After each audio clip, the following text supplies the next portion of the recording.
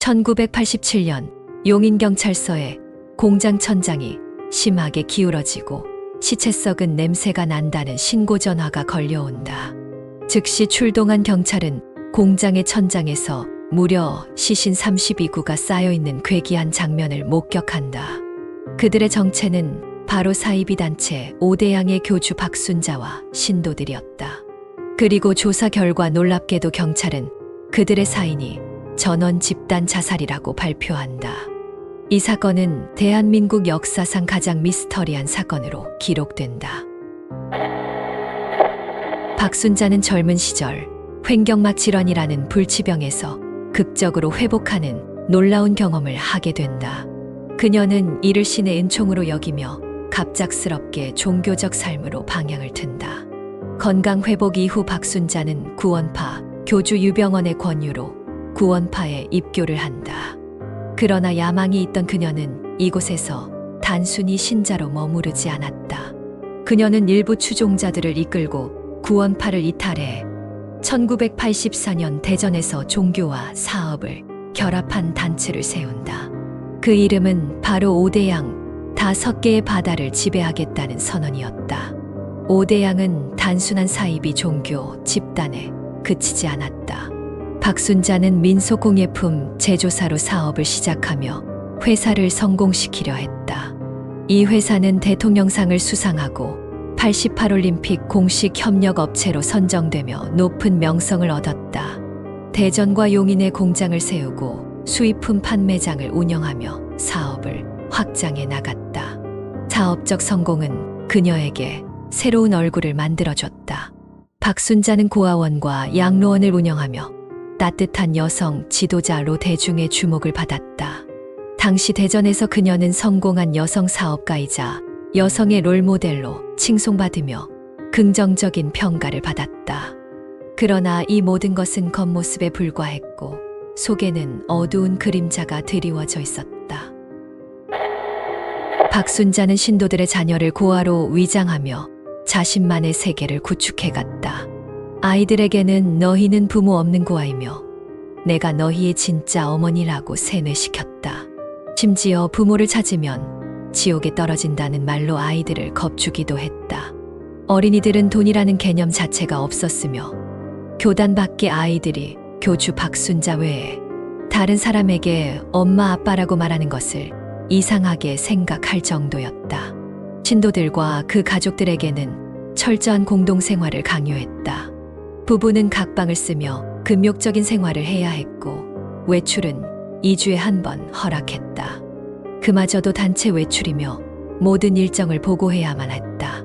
부모의 의미를 박탈당한 아이들, 자유를 잃고 철저히 통제된 신도들. 그곳에서 사람들은 더 이상 자신이 누구인지조차 알 수 없게 되어갔다. 박순자가 이끄는 오대양에서는 매월 한 번 악몽 같은 의식이 열렸다. 바로 반성의 시간, 신도들은 모두가 지켜보는 앞에서 한 달 동안의 행동을 낱낱이 고백해야 했다. 규율을 어긴 사실이 드러나면 그 결과는 집단 구타로 이루어졌다.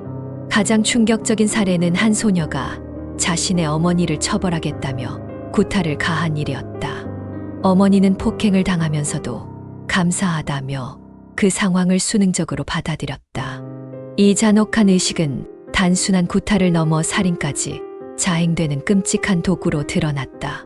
집단의 비밀을 너무 많이 알게 된 총무, 가정부, 보모 같은 사람들은 규율 위반을 이유로 반성의 시간에서 처형당했다. 그들은 살해된 뒤 안매장되었고 이는 철저히 은폐되었다.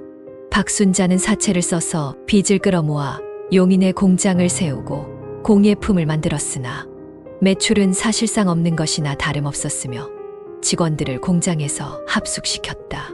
학사원의 원생은 고아로, 양로원의 노인은 독거노인으로 선전됐지만 실제로는 직원의 자녀와 부모였다. 박순자는 이를 감추기 위해 부모와 자식 간의 관계를 끊으려 했고 10계명을 들먹이며 자식들에게 부모를 구타하도록 강요했다. 친자와 자녀는 부모 구타를 따랐고 박순자는 사망자도 은혜로운 죽음이라며 미화했다. 이런 황당한 행위에도 사람들이 오대양을 믿고 의심하지 않은 데는 여러 이유가 있었다. 박순자는 신도들의 헌금을 이용해 사채와 고리대금을 제때 갚아 신뢰를 쌓았고, 표면적으로는 자선 사업을 운영하며 모범적인 기업인으로 비춰졌다. 많은 돈을 지역 발전에 기부하면서 사람들에게 좋은 인상을 남겼기 때문이다. 이렇듯 박순자는 대단히 인망 있는 인물로 보였기 때문에 오대양의 전성기에는 아무도 의심하지 않았다. 하지만 일본의 한 전자업체와 합작해 7억 원을 투자한 전자제품 사업을 시도했으나 사기를 당하는 일이 발생한다. 이 손실을 메꾸기 위해 박순자는 신도들에게 사채를 끌어오라고 명하고, 신도들은 자신의 일가 친척에게도 돈을 빌려서 박순자에게 바쳤다. 박순자가 신도들을 굴려 끌어모은 사채는 약 89억 원에 달했지만 갚지는 않고 사채만 끌어서 채권자들에게 독촉과 사채 이자가 쌓여갔다.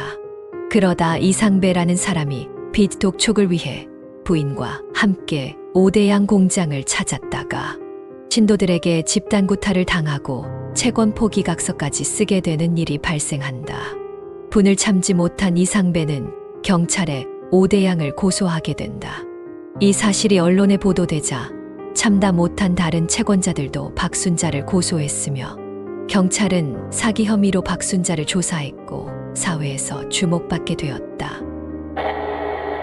엄청난 사채 이자를 감당하지 못할 지경에 이르렀고 경찰과 언론의 압박까지 계속되자 박순자는 신도들과 자신의 가족을 포함한 80명과 함께 용인 공장으로 모이라는 지시를 내렸다.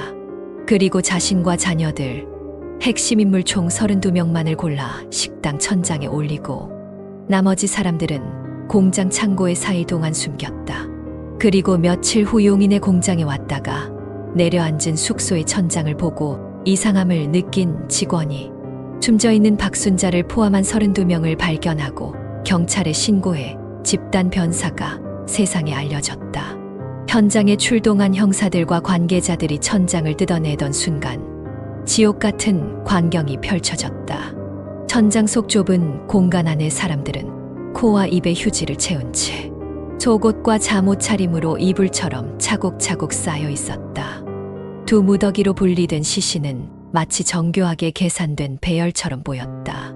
폭염 덕분에 천장 안의 시체들은 심하게 부패되어 벌레가 들끓었고, 먼 한쪽 끝에는 공장장이 목을 맨 채 매달려 있었다. 처음 그 광경을 본 형사는 입을 틀어 막으며 뒤로 물러섰다. 마치 영화나 소설 속에서만 보던 장면이 현실이 되어 눈앞에 펼쳐진 듯했다. 시신을 수습하던 도중 공장 한쪽에서 손으로 쓴 메모가 발견되었다. 사장이 독약과 물을 가지러 갔다. 남자는 다 잡혀가고 여자들은 모두 흩어졌다. 메모는 절망감과 두려움으로 얼룩져 있었다. 부검 결과는 새로운 미스터리를 더했다. 시신에서 독극물은 검출되지 않았지만 하이드라민이라는 신경안정제 성분이 발견되었다. 모든 사망자는 경부 압박으로 인한 교살이 원인이지만 놀랍게도 저항의 흔적은 단 하나도 없었다. 아무리 세뇌되었다고 해도 목이 졸리면서 아무런 반응을 보이지 않는 건 불가능한 일이었다. 현장은 단순한 집단 자살처럼 보이나 그들의 죽음은 여전히 답을 내릴 수 없는 수수께끼로 남았다. 경찰은 박순자가 먼저 공장장에게 자신을 교살하도록 지시한 뒤 여자 신도들을 교살하고 박순자의 두 아들이 철골 석가래의 줄을 매 자살한 것으로 결론 지었다. 마지막으로 공장장이 시신을 두 무더기로 나누어 쌓은 뒤 스스로 목을 메어 생을 마감했다고 판단했다. 신도들이 스스로 신경안정제를 복용해 몽롱한 상태에서 경부 압박에 의한 질식사에 이르렀다고 밝혔다. 하지만 어떻게 30명이 넘는 사람들이 그렇게 쉽게 죽음에 이를 수 있었을까? 사건이 발생한 8월은 무더위가 절정에 달한 시기였고 천장의 온도는 측정 결과 70도까지 치솟았다. 통풍도 되지 않는 천장 내부에서 숨어 지낸 신도들은 열사병과 탈수로 이미 반쯤 혼수 상태였을 가능성이 높았다. 저항할 힘조차 남아있지 않았던 것이다. 현장에는 라면 5박스와 주먹밥 20여 개가 그대로 남아있었던 걸 보아 심한 탈수로 식욕조차 잃었음을 의미했다. 특히 박순자의 시신이 가장 심하게 부패한 것을 보아 그녀가 먼저 사망했고 신도들은 이를 따라 자살을 결심했을 가능성이 높았다. 박순자는 도피 전 신도들에게 모든 재산을 바치게 했고 대부분이 엄청난 빚을 떠안았다. 박순자의 집단 세뇌와 엄청난 빚으로 일상생활이 불가능한 점 등이 이번 집단 자살의 큰 요인으로 생각된다. 시신들은 부검 후 발견 이틀 만에 화장됐다. 경찰은 이 사건 이후 도주한 오대양 직원들을 공개 수배했다. 오대양 사건은 천장의 시신들과 함께 끝난 줄 알았다. 뒤늦게 세상에 떠도는 소문들은 이 비극이 단순한 집단 자살이 아니라는 의혹을 던졌다. 그 중심에는 구원파라는 이름이 있었다. 박순자가 구원파를 떠나 오대양을 세웠다는 것은 표면적인 이야기일 뿐이었다. 그녀는 실제로는 구원파의 핵심 자금 조달책으로 오대양은 구원파의 위장 사업체였다는 주장이 세간을 휩쓸었다. 오대양이 수사를 받기 시작하자 구원파는 상황을 정리할 필요성을 느끼고 박순자를 제거하기로 결정했을 것이다.